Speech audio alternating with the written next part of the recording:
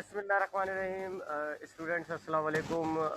Chapter biology में chapter ecosystem हमने start किया हुआ था। लास्ट क्लास में हमने नाइट्रोजन साइकिल को डिस्कस किया था। आगे बढ़ते हैं जी, अब हम डिस्कस करने जा रहे हैं जी वाटर साइकिल को। ठीक है जी, साइकिलिंग के बारे में मैंने आपको बताया था कि इकोसिस्टम के अंदर हमारे पास नॉन लिविंग मटेरियल्स पाए जाते हैं जिनको हम इकोसिस्टम का एबायोटिक कंपोनेंट्स कहते हैं। ये नॉन लिविंग मटेरियल्स जो होते हैं इकोसिस्टम में पाए जाने वाले जो लिविंग ऑर्गेनिजम्स होते हैं, ये उनको इस्तेमाल कर लेते हैं और इनकी मिकदार कम होती रहती है।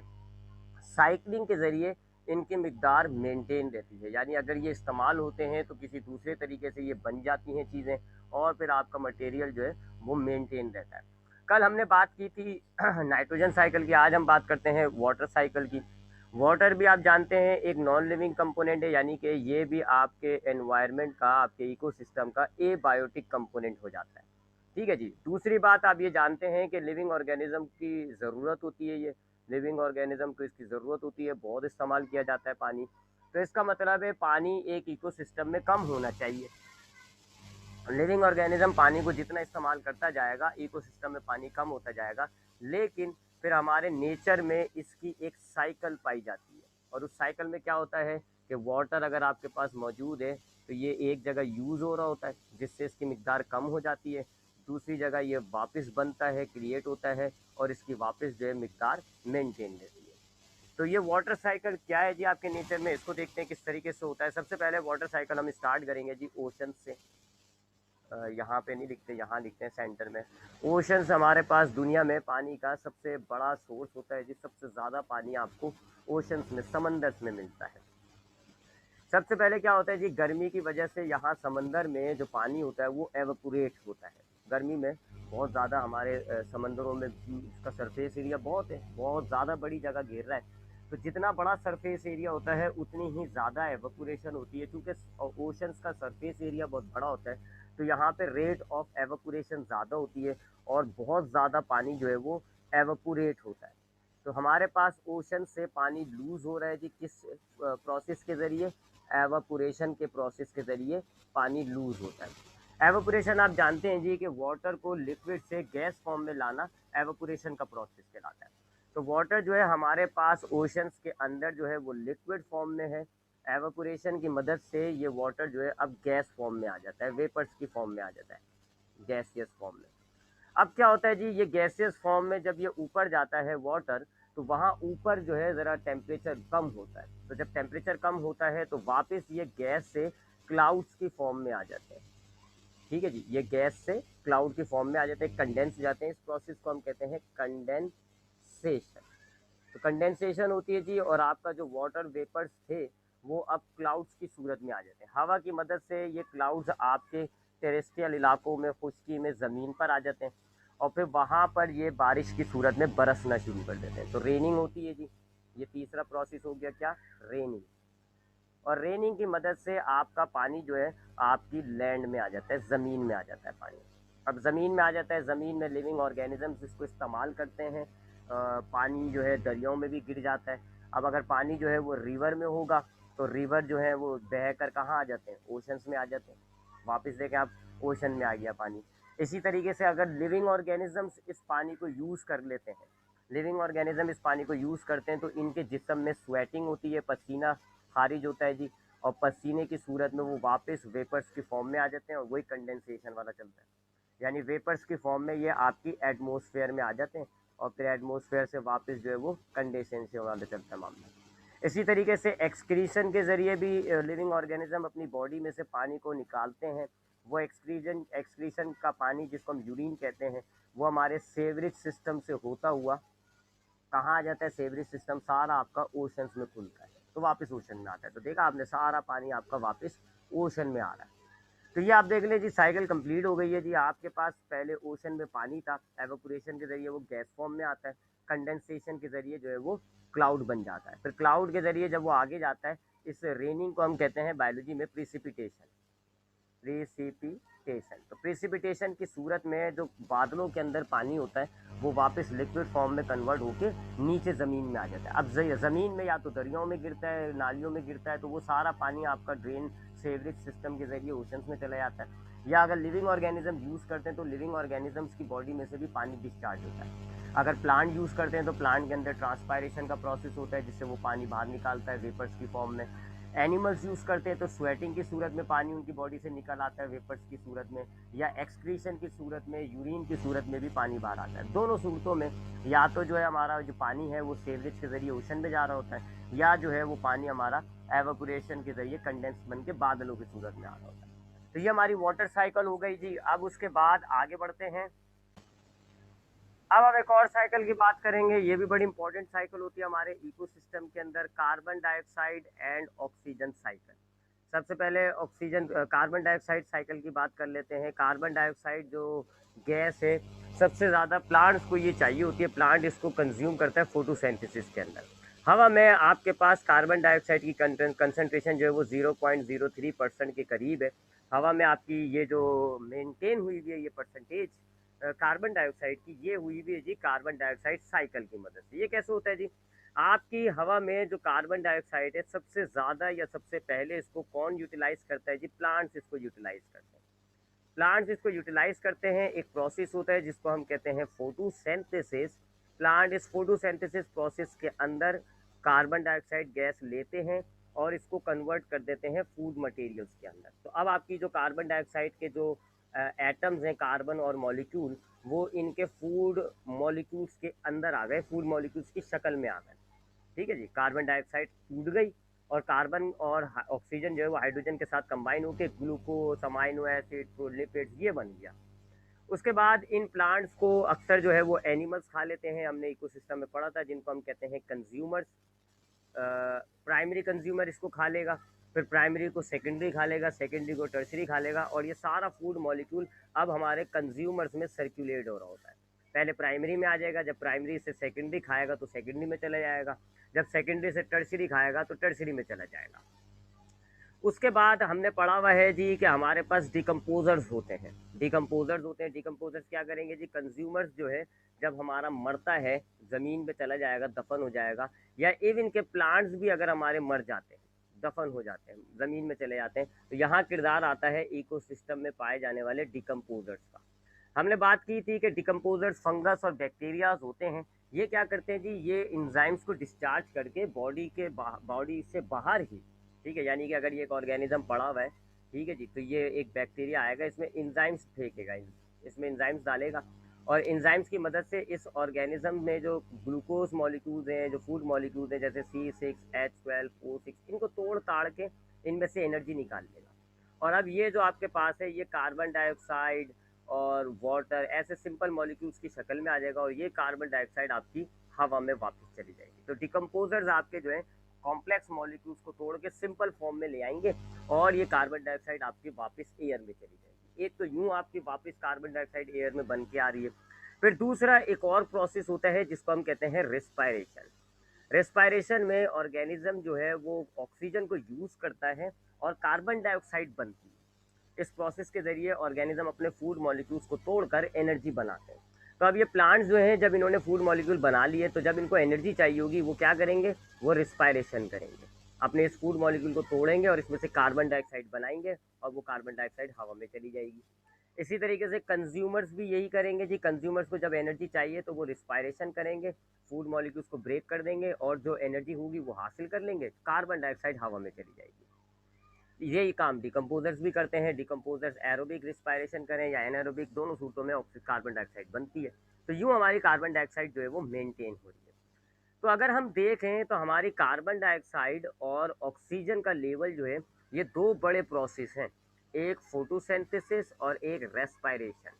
इन दो चीज़ों की मदद से जो है हमारी कार्बन डाइऑक्साइड और ऑक्सीजन का लेवल मेंटेन हो रहा है। ऑक्सीजन की बात करें, आपकी हवा में ऑक्सीजन मौजूद है। ऑर्गेनिजम्स जो है इस ऑक्सीजन को इनहेल करता है रिस्पायरेशन के दौरान। रिस्पायरेशन के दौरान आप जो है वो ऑक्सीजन ले लेते हैं हवा में से, और अपने फूड को ब्रेक करते हैं, उसमें से एनर्जी निकालते हैं। जब आप एनर्जी निकालते हैं तो वो उस एनर्जी के साथ साथ एक गैस और बनती है जिसको आप कहते हो कार्बन डाइऑक्साइड गैस, वो आप रिलीज कर देते हो एनवायरनमेंट में। अब इस कार्बन डाइऑक्साइड गैस को प्लांट्स इस्तेमाल कर लेते हैं किस प्रोसेस के लिए? फोटोसिंथेसिस के लिए। फोटोसिंथेसिस के प्रोसेस में प्लांट इस कार्बन डाइऑक्साइड को यूज़ करेंगे, अपना फूड बनाएंगे, और फोटोसिंथेसिस के नतीजे में ऑक्सीजन गैस बनती है जो वो ये हवा में डिस्चार्ज कर देते हैं। तो देखा आपने, ऑक्सीजन और कार्बन डाइऑक्साइड को मेंटेन करने के लिए ये दो बड़े प्रोसेस होते हैं आपके इकोसिस्टम में, फोटोसिंथेसिस और रेस्पिरेशन। इसलिए कहा जाता है कि प्लांट्स ज़्यादा लगाएं, क्योंकि प्लांट्स ये फोटोसिंथेसिस का प्रोसेस कर रहे होते हैं। आप अगर प्लांट्स को कम कर देंगे दुनिया में से, तो आपने अपने इस साइकिल में से ये चीज़ हटा दी, आपकी साइकिल टूट जाएगी, ऑक्सीजन कम हो जाएगी, कार्बन डाइऑक्साइड बढ़ जाएगी, वगैरह वगैरह। ठीक है जी, ये हो गई साइकिल्स पर हमारी जो बात करनी थी, ये हमारी साइकिल्स की हो गई। अब आते हैं अगले टॉपिक पे। अगला टॉपिक हमारा है जी interdependence of organism. Interdependence of organisms, यानी कि एक ऑर्गेनिज्म, एक इकोसिस्टम में हमने देखा कि मुख्तलिफ ऑर्गेनिजम्स होते हैं, मुख्तलिफ स्पीशीज़ होती हैं ऑर्गेनिज्म की, जिसको फिर हम कम्युनिटी कह रहे होते हैं। तो इकोसिस्टम में हमारे पास क्या है जी, देखा जाए तो इकोसिस्टम में हमारे पास कम्युनिटी होती है, और इस कम्युनिटी के साथ साथ हम एबायोटिक फैक्टर्स मिला लेते हैं। ठीक है जी, तो ये हमारे पास क्या बनता है, ये इकोसिस्टम बनता है। ये हमने लेवल ऑफ ऑर्गेनाइजेशन में बात की थी कि कम्युनिटी में हमारे पास मुख्तलिफ स्पीशीज़ होती हैं, जिसको हम कम्युनिटी कहते हैं। और अगर उसमें हम नॉन लिविंग फैक्टर्स यानी एबायोटिक फैक्टर्स ऐड कर देंगे तो ये इकोसिस्टम बनता है। और इस कम्युनिटी के अंदर भी हमने बात की हुई है कि कम्युनिटी कैसे क्रिएट होती है जी, अगर हम डिफरेंट पॉपुलेशंस को मिला लें। पॉपुलेशंस कहते हैं जी एक ही स्पीशी को अगर आप इकट्ठा कर लें, और अगर आप डिफरेंट पॉपुलेशंस को मिला लेते हैं तो ये एक कम्युनिटी बनती है। ठीक है, तो ये हमारे पास एक इकोसिस्टम का स्ट्रक्चर होता है। तो हम ये देख रहे हैं कि हमारे पास इकोसिस्टम में डिफरेंट स्पीशीज़ पाई जा रही है, डिफरेंट स्पीशीज़, कई किस्म की स्पीशीज़ पाई जा रही हैं। अगर आप एक जंगल की बात करें, जंगल जो होता है, फॉरेस्ट जो होता है, वो एक इकोसिस्टम होता है, उसमें कई किस्म की स्पीशीज़ होती हैं। कंज्यूमर्स भी होते हैं, प्रोड्यूसर्स भी होते हैं, डिकम्पोजर्स भी होते हैं, डिफरेंट स्पीशीज़ होती हैं। इन सारी स्पीशीज़ का आपस में एक ताल्लुक होता है, आपस में एक दूसरे से इनका रिलेशनशिप होती है। जैसा भी हमने देखा कि प्रोड्यूसर्स जो होते हैं, इकोसिस्टम में जो प्रोड्यूसर्स होते हैं, उनका एक रिलेशनशिप पाया जा रहा है किससे, प्राइमरी कंज्यूमर से। क्या है जी, कि ये प्राइमरी कंज्यूमर पे फूड होते हैं। इसी तरह प्राइमरी कंज्यूमर का एक रिलेशनशिप पाया जा रहा होता है सेकेंडरी कंज्यूमर से। क्या, कि ये सेकेंडरी कंज्यूमर के फूड प्रोडक्ट्स होते हैं। इसी तरीके से डिकम्पोजर्स का आपके पास जो है इकोसिस्टम में, जो डिकम्पोजर्स होते हैं, उनका भी आपके इकोसिस्टम में एक रिलेशनशिप पाया जा रहा है कि वो इन तीनों को तोड़ ताड़ के इनको सिंपल मटेरियल्स में कन्वर्ट कर देता है। तो ये जो रिलेशनशिप पाई जा रही होती है, इसको हम कह रहे होते हैं इंटरडिपेंडेंस ऑफ ऑर्गेनिजम्स। तो इंटरडिपेंडेंस ऑफ ऑर्गेनिजम्स क्या हो जाती है जी, कि एक इकोसिस्टम में जितना भी ऑर्गेनिज्म पाया जा रहा होता है, दे हैव सम इंटरेक्शन, इनमें आपस में रिलेशनशिप्स होती हैं, आपस में ताल्लुकात होते हैं, एक दूसरे से ये फ़ायदा उठा रहे होते हैं, एक दूसरे को नुकसान पहुंचा रहे होते हैं। तो इन इंटरेक्शंस को, इन रिलेशनशिप को जो एक इकोसिस्टम में मुख्तलिफ ऑर्गेनिजम्स के दरमियान होता है, इसको हम कहते हैं इंटरडिपेंडेंस। दो किस्म की इंटरडिपेंडेंस पाई जाती है जी आपके इकोसिस्टम में। एक कहलाती है पॉजिटिव इंटरेक्शन, सिंपल सिंपल सी छोटी छोटी सी ये टर्म्स हैं जी, इसको बस ऐसे ही देखेंगे, याद कर लेगा, बड़ी सिंपल सी होती हैं। और एक होता है नेगेटिव इंटरेक्शन। तो हमने इंटरडिपेंडेंस ऑफ ऑर्गेनिज्म क्या देखा कि एक इकोसिस्टम में डिफरेंट स्पीशीज, डिफरेंट ऑर्गेनिजम्स हैं, they have relationship among them, इनमें आपस में ताल्लुकात हैं, इंटरेक्शन, एक दूसरे से ताल्लुकात होते हैं, एक दूसरे से फ़ायदा नुकसान उठा रहे होते हैं। इसको हम कहते हैं इंटरडिपेंडेंस। दो किस्म का इंटरडिपेंडेंस है, दो किस्म के ताल्लुकात होते हैं, पॉजिटिव और नेगेटिव। पॉजिटिव के अंदर नाम से जाहिर हो रहा है कि इसमें ऑर्गेनिज्म एक दूसरे को सपोर्ट कर रहे होते हैं। ये ऐसा रिलेशनशिप होता है कि दोस्ती वाला रिलेशनशिप होता है, दोनों ऑर्गेनिज्म एक दूसरे को सपोर्ट करते हैं, एक दूसरे को हेल्प करते हैं। ठीक है, ऐसे टाइप के रिलेशनशिप को हम पॉजिटिव इंटरेक्शंस कहते हैं। नेगेटिव में ये एक दूसरे को हार्म पहुंचा रहे होते हैं, नुकसान पहुंचा रहे होते हैं, एक दूसरे की तबाही का बाइस बनते हैं, एक दूसरे को मारने की तरफ चले जाते हैं, वगैरह वगैरह। इसको हम कहते हैं नेगेटिव इंटरेक्शन। तो दो किस्म के इंटरेक्शन हैं जी, एक पॉजिटिव इंटरेक्शन, एक नेगेटिव इंटरेक्शन है। मिसाल के तौर पे पॉजिटिव इंटरेक्शन की हम बात करें तो फंगस और सियानोबैक्टीरिया, ये दो किस्म के ऑर्गेनिज्म हैं, फंगस और सियानोबैक्टीरिया। ये दोनों मिल के एक कॉलोनी बनाते हैं, उस कॉलोनी को हम कहते हैं लाइफ चेन। लाइफ चेन में ये दोनों मिलके रह रहे होते हैं और यहाँ इन दोनों की पॉजिटिव इंटरेक्शन होती है, ये दोनों एक दूसरे को सपोर्ट कर रहे होते हैं। साइनोबैक्टीरिया फूड बना के देता है फंगस को, फंगस उसको एब्जॉर्प्शन और सपोर्ट प्रोवाइड करता है, प्रोटेक्शन प्रोवाइड करता है। तो ये क्या हो गया, पॉजिटिव इंटरेक्शन। जबकि लॉइन और गोट के दरमियान अगर हम रिलेशनशिप को देखें तो ये नेगेटिव इंटरेक्शन होता है, ये दोनों एक दूसरे से, ये तो बच के भाग रहा होता है, ये इसको खा जाता है, तो ये नेगेटिव इंटरेक्शन हो गया। तो दो किस्म के इंटरेक्शन हो गए जी, पॉजिटिव इंटरेक्शन और नेगेटिव इंटरेक्शन। नेगेटिव इंटरेक्शन के अंदर अगर हम बात करें डिटेल के अंदर, तो नेगेटिव इंटरेक्शन के अंदर, ये नेगेटिव की बात बता रहा हूँ मैं आपको, ठीक है, नेगेटिव की, नेगेटिव इंटरेक्शन के अंदर हमारे पास टाइप्स होती हैं जी। First is called parasitism. Parasitism क्या होता है जी? पैरासाइट आपने पढ़ा हुआ है। पैरासाइटिज्म क्या है? ऐसा इंटरेक्शन होता है जिसमें एक ऑर्गेनिज्म दूसरे से खाना हासिल करेगा और उसको नुकसान भी पहुंचाएगा। One organism obtain food from the other one, जिससे हासिल किया जा रहा हो तो उसको हम कहते हैं होस्ट। तो पैरासाइटिज्म में जो दो ऑर्गेनिज्म है उनमें एक जो है वो पैरासाइट होगा, वन इज कॉल्ड पैरासाइट और अदर इज कॉल्ड होस्ट। ठीक है जी। इनमें रिलेशनशिप कैसी होती है? नेगेटिव होती है। किस तरह कि ये जो होस्ट है, पैरासाइट जो है, ये होस्ट से खाना हासिल करता है और इसको क्या दे रहा है जी? इसको नुकसान प्रोवाइड कर रहा है, बीमार कर देता है वगैरह वगैरह। जैसे कि बैक्टीरिया और आपके दरमियान जो रिलेशनशिप है वो पैरासाइटिज्म है। बैक्टीरिया आपसे खाना हासिल करता है और आपको बीमार कर देता है। पैरासाइट्स दो किस्म के होते हैं आपके पास, एक कहलाते हैं एंडो पैरासाइट्स और एक कहलाते हैं एक्सो पैरासाइट्स। एंडो पैरासाइट्स वो पैरासाइट्स होते हैं जो होस्ट की बॉडी के बाहर पाए जाते हैं, सॉरी अंदर पाए जाते हैं। और एक्सो पैरासाइट क्या होते हैं? वो जो बॉडी के, होस्ट की बॉडी के बाहर होते हैं। ठीक है, ये अंदर होते हैं, ये बाहर होते हैं। ठीक है, मिसाल के तौर पे आपके सरों में जो जूं होती है वो एक पैरासाइट है। क्यों? क्योंकि वो आप में से खून हासिल कर रही है, आपके आपके आपके जिस्म में खून की कमी हो जाती है, तकलीफ होती है, खुजली होती है, but it is called exoparasite क्योंकि इसकी जो बॉडी है होस्ट की बॉडी से बाहर है। जबकि बैक्टीरिया एंडो पैरासाइट है, आपकी बॉडी के अंदर जाता है, अंदर जाकर के आपको नुकसान पहुंचा रहा होता है, तो वो एंडो पैरासाइट हो जाता है। तो नेगेटिव इंटरेक्शन में एक टाइप हो गई जी पैरासाइटिज्म। दूसरी टाइप जो होती है वो प्रीडेटर्स होते हैं। प्रीडेटर्स के अंदर क्या होता है जी कि दो ऑर्गेनिजम्स होंगे, इसको प्रीडेशन कहते हैं, और जो जिसमें ये ताल्लुक होता है उसमें प्रीडेटर और प्रे होता है। प्रीडेशन, प्रीडेशन में क्या होता है जी? दो ऑर्गेनिज्म होते हैं, एक को हम कहते हैं प्रीडेटर और एक को हम कहते हैं प्रे। दो ऑर्गेनिज्म होंगे। प्रीडेटर क्या करेगा? प्रे को मार कर खा जाता है। प्रे जो है ये खा लिया जाता है, किसके किसके जरिए? प्रीडेटर। प्रीडेटर जो है वो प्रे को खा के मार देता है। मिसाल के तौर पे लॉइन हो गया और डियर हो गया जी, इनके दरमियान जो रिलेशनशिप है वो प्रीडेशन है। लॉइन जो है वो प्रीडेटर कहलाएगा, डियर जो है वो प्रे कहलाएगा। लॉइन जो है वो डियर को मार के खा जाता है। तो ऐसी रिलेशनशिप को, इस नेगेटिव इंटरेक्शन को हम कहते हैं प्रीडेशन। तीसरा जो रिलेशनशिप होता है उसको हम कहते हैं ग्रेजिंग, उर्दू में आप कहते हैं इसको चरना। ग्रेजिंग के अंदर क्या होता है जी कि एक आपके पास दो ऑर्गेनिज्म होंगे, एक कहलाएगा जी हर्बीवोरस, हर्बीवोरस, और दूसरे जो है वो प्रोड्यूसर्स होते हैं, प्रोड्यूसर्स होते हैं। इसमें क्या होगा जी? हर्बीवोरस इन प्रोड्यूसर्स को खा जाते हैं। जैसे कि गाय जो है वो घास खाती है, बकरी जो है वो सब्जियां खा रही होती है। इवन कि हम भी ग्रेजिंग करते हैं, हम जो सब्जियां खा रहे होते हैं तो हम भी हम जब सब्जियां खा रहे होते हैं तो सब्जियां जो है वो प्रोड्यूसर्स हो जाएंगी और हम जो है वो हर्बीवोरस हो जाएंगे। तो ये तीसरा किस्म का रिलेशनशिप होता है ग्रेजिंग। ठीक है जी, ये तो किसकी टाइप हो गई जी? नेगेटिव इंटरेक्शन की। अब आते हैं पॉजिटिव इंटरेक्शन की तरफ। तो पॉजिटिव इंटरेक्शन के अंदर जिसमें एक दूसरे को फायदा पहुंचा रहे होते हैं, उसमें एक ही टाइप आती है जिसको हम कहते हैं सेम्बायोसिस। सेम्बायोसिस क्या होता है जी? सेम्बायोसिस में दो ऑर्गेनिजम्स होंगे, नंबर 1 नंबर 2। ये दोनों ऑर्गेनिजम्स मिल के रह रहे होंगे, आपस में कंबाइन होके रह रहे होते हैं और ये एक दूसरे को नुकसान नहीं पहुंचाते, नुकसान नहीं पहुंचाएंगे एक दूसरे को। ये नहीं होगा कि पहली की वजह से दूसरे ऑर्गेनिज्म को नुकसान हो रहा है या दूसरे की वजह से पहले को नुकसान हो रहा है। They can not provide harm to one another. ठीक है, मिसाल के तौर पे जो अभी आपको मैंने एग्जांपल दी थी फंगस और लाइचेंस, ओ फंगस और सॉरी सियानोबैक्टीरिया की, ये दोनों मिलके रहते हैं। ठीक है, एक दूसरे को नुकसान नहीं पहुंचाते। ठीक है, अब इस सिम्बायोसिस में हमारे पास दो टाइप्स होती है, एक कहलाती है म्यूचुअलिज्म,